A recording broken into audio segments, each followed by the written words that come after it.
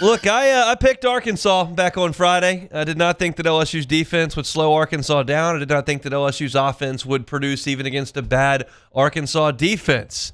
I was wrong. LSU's defense played a really, really good football game, and the offense did enough to get a win inside Tiger Stadium. You look back at the start of that game, and it kind of started the way I figured it might. Like, I didn't have a block punt for a touchdown, but 14-0 Hogs, okay. Like, I could see that, and I could have seen it getting away from LSU. But credit to those guys, credit to that team for bowing its neck, coming back, and making sure that they were going to play hard and do enough to win the game. They didn't have to do that. They didn't have to play hard. They don't have their head coach. Guys may be looking at the NFL. Guys may be looking at the transfer portal. You don't have your starting quarterback. You don't have your defensive captain. Like, it could have been a lay-down situation. Tiger Stadium was not full. It was an early morning kickoff. Like, a lot of factors point in the wrong direction for LSU, down 14-0 in that game. And ultimately, you saw a defense respond and an offense get it done. And I think I will lead with the defense here because you get that punt block for a touchdown, and then Arkansas goes down and gets a score, and you look up, and it's 14-0. And from there, LSU really put the clamps on a good Arkansas offense. That team stinks. They never win. They find ways to lose. They're a losing football program and organization right now. And they did that on Saturday, and LSU found a way to win. And the defense held Taylor Green to 11 for 19 passing for 165 yards. This is the nation's leader in total offense. He completed 58% of his throws for $165, threw 2 picks, and didn't have a touchdown pass. That's as good as you can play. Mansoor Delane gets the interception in the end zone. Thought it was a great pass breakup by DJ Pickett over the middle of the field. I thought A.J. Halsey was flying around, got hurt, came back in the game. Harold Perkins makes a really athletic play to get an interception. Like, LSU's pass defense was excellent. This is a pass defense that has not been excellent really for 3 years. And on Saturday, they played awesome. I don't know what Bobby Petrino is thinking before the end of the first half when he calls a timeout to save some time, brings the team over to the sideline, and then they come back out down there in the red area and go one-on-one, throw a slant, fade, whatever you want to call it. It wasn't executed properly at Mansoor Delane. How about, like, anything else in the playbook? But they went at LSU's best guy, and LSU's best guy burned him. And I think Mansoor Delane deserves to be a finalist for the Thorpe Award. I think he should probably win the Thorpe Award. I cannot lie to you. I cannot sit here and say I've watched every DB in the country play. I haven't. If you show me some evidence there's somebody that's playing significantly better, I'm open to that information. I just don't have it currently. This guy's been awesome. And he was a good player at Virginia Tech. But he shows up in Baton Rouge as a third-team All-ACC player. He's worked his way to a first-round pick under the tutelage of Corey Raymond. And that's something I talked about on my post-game show on Saturday afternoon. Like, whoever the new coach is, whoever that is, Corey Raymond does not clean out his office. Back out recruiting. Go find me another DJ Pickett and use the development that you're about to show with Mansoor Delane as your ammo in recruiting. Because this guy was a good player at Virginia Tech. He's a great player now. And he's been with Corey Raymond for 11 months.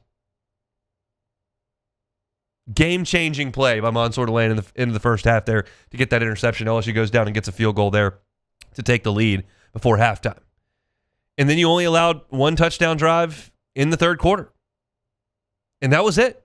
You look at Arkansas's drive charts, and the Hogs, after halftime, turnover on downs, touchdown, punt, and then the missed field goal from range.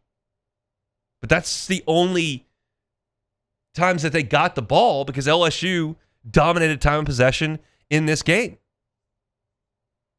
35 minutes to 25 minutes. You get a 10-minute advantage with you having the football, and at the end of the game, you go down and you get the 5-minute drive that matters to run the clock out. And that's the part that I want to go to next here is Michael Van Buren, the element that he gave LSU's offense that allowed LSU to take the lead and then finish the game. You know, the last touchdown, he makes the play to evade the pressure, roll out to the right, and then hit an open Bauer Sharp in the end zone. That was just using his athleticism to extend a play and then make the play that was available there. That's the best way that Michael Van Buren plays football. He's not always in rhythm. He's not always on time. He's not always accurate. There's a lot of development Michael Van Buren's going to have to go through throughout his career as a college player. But he is a good athlete, and he can make some plays kind of running around. And he did that for the touchdown. And then on the final drive, where LSU gets into his 2nd and 16, and he runs for over 30 yards, that's not something that Garrett Nussmeier had available to him. And Michael Van Buren makes that play to get out of a terrible down and distance situation, continue the drive, and LSU ends up running the clock out. So I thought that Van Buren gave you some of those attributes that you hadn't had all year, and they contributed to winning. And then there's the final play I want to talk about. We go from the defense, which, well, I guess the start was awesome job of coming out and playing hard when you fall behind. Then awesome job by the defense to limit Arkansas to only 15 real offensive points. And then Van Buren showing his skill set. And then the fourth kind of thing is Harlem Berry's decision at the end of the game, which I thought was so mature and so refreshing to see. Because LSU is sitting here with a 1-point lead. You've got the ball. Clock's getting down. Got a timeout, Arkansas. LSU comes back on the field, and they get the ball to Harlem Berry, who makes a hellacious cut to leave that Arkansas guy standing still at the line of scrimmage and bust it to the outside. And at that point, it's the fourth quarter. Your team hasn't won in a month. You've made a guy miss with a great cut. You're in the open field. You're running right at the student section. Like, that is a dream for a freshman, to put that thing in the end zone. And Harlem Berry slides. Now, I don't know if they told him on the sideline to do that pre-snap. I don't know if that's something that he determined he was going to do, if he had the awareness in the moment to do it. Any way you slice it, the coaching that he got, his ability to do it, to hit the deck in that spot as a freshman was wise beyond his years and was awesome. Because, look, you go down there and score, you kick the extra point, go up 8, you're going to kick the ball back to Arkansas with over a minute to go, and, like, they got a decent chance to go down there and get points. Like, I wouldn't have bet on it the way LSU's defense was playing, but that's a good offense you've got there. And a good offensive coach, playmaking quarterback. Like, you absolutely bring losing into the equation if you go score a touchdown. I don't think you would have lost, but you bring losing into the equation if you go score a touchdown on that play. He didn't. And it's not one that generally is going to make the highlight tape, not one that a lot of people are going to talk about from the game, but it's one that I absolutely wanted to kind of finish my thoughts on this game with that, because I was so impressed with Harlem Berry. The move was awesome. The speed to get to the outside was great. The awareness to hit the deck in that spot was awesome to see. So for LSU, like, look, this is not one that I think I'm not going to make the point that, oh, Harlem Berry, great day running the football. Caden Durham, great day running the football. Michael Van Buren, the quarterback of the future. What a great momentum-building day for LSU's football program. Like, I'm not going there. I don't know who the coach is going to be next year. I don't know who the quarterback's going to be next year. I don't know who the running back's going to be next year. I don't know anything about next year's team. There's about to be a lot of upheaval at LSU. Head coach, position coaches, current roster, high school recruits, like the whole thing is being shaken up. So I'm not here to give you some sort of big picture program momentum thing. This was about a great afternoon on Saturday for those players who hadn't won in a month.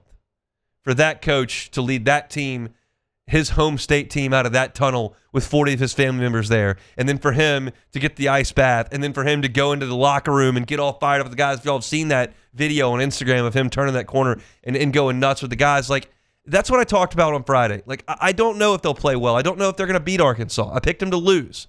You will get effort from that team right now. It's so rare in college athletics that players quit, that they lay down, that they don't give effort.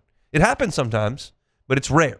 And you got that great effort from LSU, and it was obvious that was coming. It was obvious if you walked by football practice last week like I did. It was obvious talking to the players. It was obvious listening to Frank Wilson. And they didn't get off to a good start, but they brought energy and effort, and they played well on defense. They did enough on offense. You want to give them, if you want to give them the Harlem Berry's touchdown at the end, they would have scored 30, so that's good.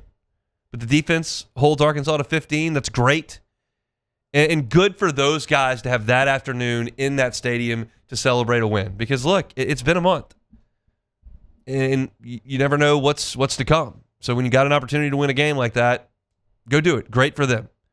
I don't think it means a hill of beans to LSU's football program moving forward, but it's a good night to be a Tiger in that stadium on Saturday night. So good for them getting that victory. LSU wins it 23-22. Hey, thanks for watching Hunt on LSU. Before you get out of here, do us a couple of favors. Hit that like button, leave your comments below, and subscribe to the channel for all your Fighting Tiger football talk. See you next time.